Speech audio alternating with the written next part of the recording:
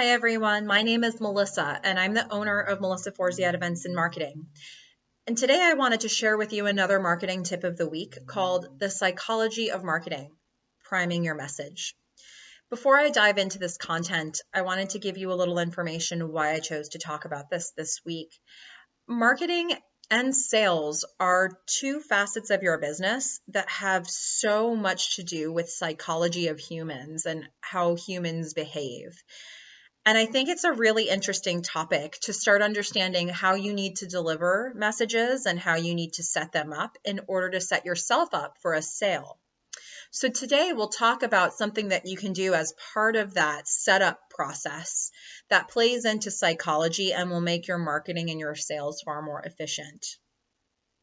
If you prefer to read this tip in greater depth, I've got a link in the description that'll take you back to my website, but I'm also going to read it here, so stay with me. The psychology of marketing, priming your message. Marketing a business is more than one message, one time. Marketing is the sum of all the messages you send, and any one message probably has multiple messages within it.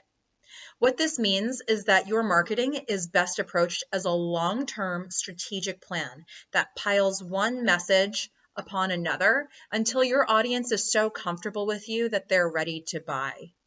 Psychologically, one of the tools that you have for layering messages is priming. Priming uses linked ideas to prepare your audience for the message you really want them to see. In everyday life, there are many things that you associate together in your mind. When you think of grass, you might think of the color green. When you think of fire, you might think of heat. When you think of a zoo, you might think of animals.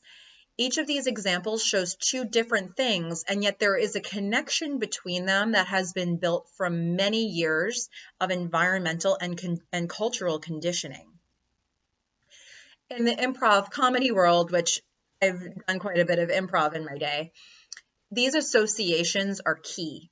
Most warm-ups, games, and scenes involve taking someone else's idea and building on it with the next thing that jumps into your mind. Very often, patterns develop because the improvisers have shared associations, even though they've never talked about those links before. As a business owner, you can use these links in your marketing through a method called priming. By honing in on one half of the association, you're setting up your audience to take more notice of the other half of the association. So let's say you're selling mittens. You know that people wear mittens when they're cold. So the next step is to think of things that will remind your audience of being cold. Maybe you show them images of snow or ice. Your commercial might show someone shivering. You might use blue as a prominent color. You could also repeat keywords like freezing or cold throughout your content. The more ways you can layer this message of being cold, the more attractive your mittens will become as a solution.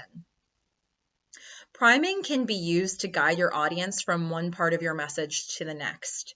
It can be used to soften the sell, but also priming can be used to prepare your audience for your call to action. This way, they'll spend more time focusing on the call to action once they get there. You might use priming within one message by layering visuals, keywords, sounds, or other triggers. However, you can also think about priming when you're planning longer campaigns to prepare your audience to see each following message. So as you think about the marketing you want to do for your business, ask yourself, for each message you want to highlight, for each thing you want to sell, what the connections actually are. You can reverse engineer these links to get your audience's brains primed for you. The more layers of messaging you add to your marketing, the more rich your marketing will be, and the easier it'll be to hold attention where you want it. So let me know what you think about this. I'm interested to know who's interested in this idea of psychology as it relates to marketing and sales. Feel free to leave that in a comment for me to look at. And if you wanted to read this in greater depth, you can click the link in the description to go back to the blog. Good luck and happy marketing.